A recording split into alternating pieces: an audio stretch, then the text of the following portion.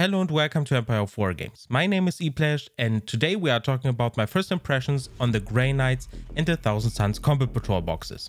If you enjoyed the content, consider subscribing, checking the links down in the description below and giving a thumbs up. Alright, let's get into the video.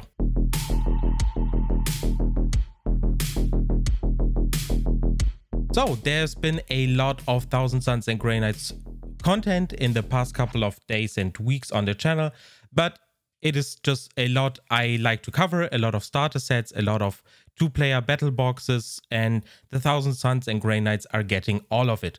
And now we've seen a couple of days ago a few pictures on the new Combat Patrols, considering all of the content creators that are a little bit bigger than me are already getting the codex, and the Combat Patrols are pictured in there as well. So we are talking about the Thousand Suns and the Grey Knights, and this is obviously also the announcement that I will be doing a Combat Patrol analysis on both of them, so stay tuned for those. Alright, the first Combat Patrol we are starting with is the Thousand Suns one, because this one is a little bit weird. Now there are positives and negatives as always, so let's go over the negatives first, so we'll end on a positive note. Now as you can see on the picture, the negatives are very apparent. There are Tzaangors in there again, and as in my predictions video, which is linked in the top right of the video, I've been right again, and there are 20 Tzaangors in this box, and GW just shoves them in there in every box, be it Start Collecting, two-player battle box, or Combat Patrol. They will be omnipresent. I think they will be in every box ever. If GW does a Thousand Suns Christmas box, expect like 30 of them, mark my words. Yeah, Tzaangors are going to be everywhere. Now, why is that not like particularly bad? Coming or looking at this from a new player's perspective, Tzaangors are not that terrible. They're action monkeys, they're backline objective holders. Admittedly, they don't have the range to actually be decent backline objective holders, but it's better than nothing. And you are getting a unit with a 5+ invulnerable save for 7 points. And that's not bad. But they have been also nerfed. Their weapon skill is now 4. So yeah, there's been a lot of shake-up in the new codex. But all in all, I would be saying that 20 Tzaangors is just too much. No Rubric Marines in a starter box for Thousand Suns is just weird. And yeah, the only thing that we get that is loosely equivalent are the Scarab Occult Terminators. That's a great unit. They improved them in most ways. Their weapons are improved, their stats are improved, and I think some of their, abilities on the battlefield as well as stratagems are great as well. So that's a welcome sight. So if they were along other, Rubric Marines, that would be nice. Additionally, you have to keep in mind that you can only run Tzaangors, which are Bray units. They have the Bray keyword now, together with Rubric Marines, so you can't spam them. It's the similar rule as with the Death Guard and Poxwalkers, just so you can't swarm your opponent with the might of Tzaangors, I guess. So yeah, you have to keep that in mind. Alright, so just to reiterate, the Tzaangors are the negative of the box. I think 20 of them is, for one, way too much.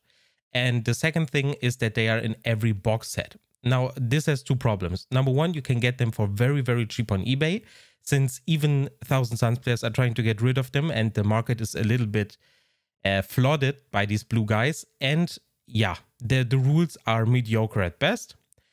When it comes to the Scarab Occult Terminators, these guys are amazing. I think they have great rules. They are beefy, they dish out a lot of damage, and they are generally very useful in any sort of army. I think from competitive to casual, they will see play. The last big positive of the box is the Infernal Master. I didn't expect them to include a new model, like a completely new sculpt, in a box with savings, basically, in a starter box. And it's just great to see, because the Infernal Master, also rules-wise, as far as I can tell, is just a better sorcerer with more goodies, and it's basically an auto-include from for competitive as well as for, more casual games. But that remains to be seen, as the codex is very, very fresh, and I haven't seen all the rules yet. And yeah, I'm not one of the lucky ones who has gotten a codex before the release. So I will have to dig into that. Once the Combat Patrol analysis releases, you will have all my, whole opinions on the complete box and on the Infernal Master as well. So all in all, very mediocre box. I can completely understand the frustration from a lot of, Thousand Suns players. and also for people who wanted to start the Thousand Suns as their new army. So here is my recommendation. You can get the Star Collecting as of now, and it's easily available. If you want to start with Thousand Suns, or if you want to expand them, even if you have Ahriman, I would probably suggest starting with the Star Collecting. And then if you can, you know, figure out what to do with the Zangors, and if you have like a better feeling for the army, then you could possibly go for the Combat Patrol or a half of the Hexfire box. But all in all, yeah, it's difficult. There are Zangors everywhere, and it's just a big swarm of them, and it's difficult to deal with such a huge amount of Zangors because you really don't need them. So yeah, the Star Collecting is still available. I consider the Star Collecting to be a better buy than this, but yeah, we will have to wait and see once the full analysis is online. All right, next up is the Grey Knights Combat Patrol. This will be a short one since there is really not too much to say about this one.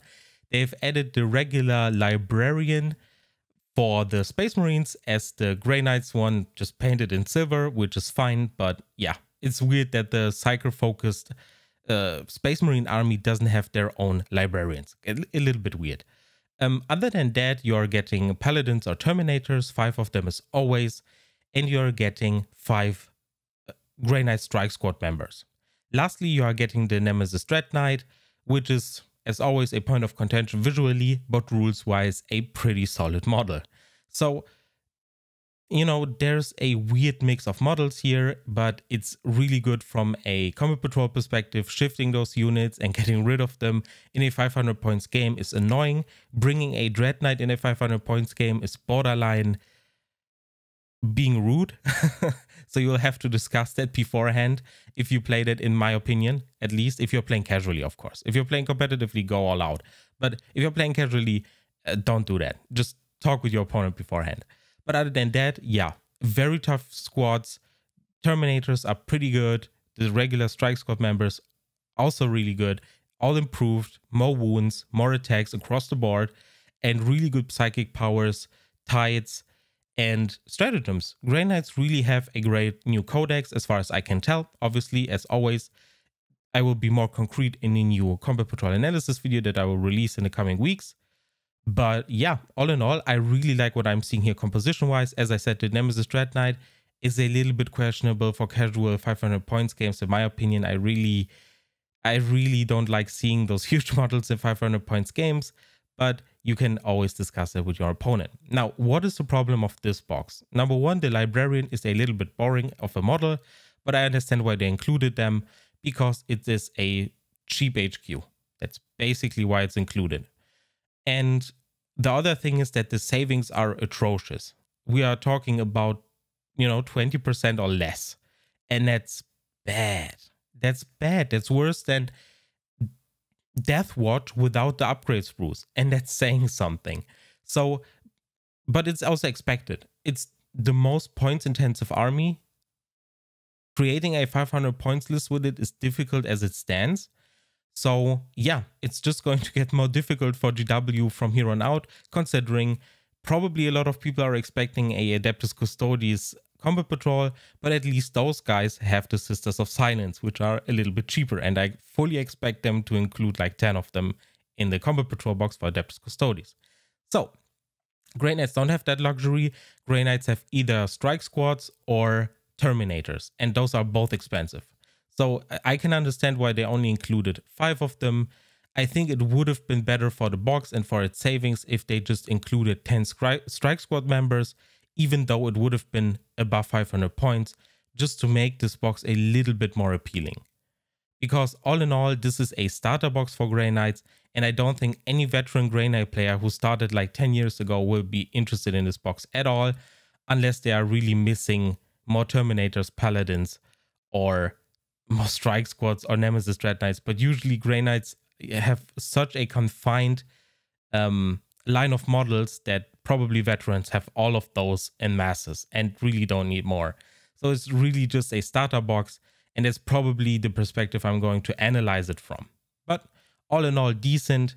The composition is good. The Dread Knight at 500 points, a little bit questionable, and the savings are bad. So, great units from the codex perspective. It's really difficult to tell.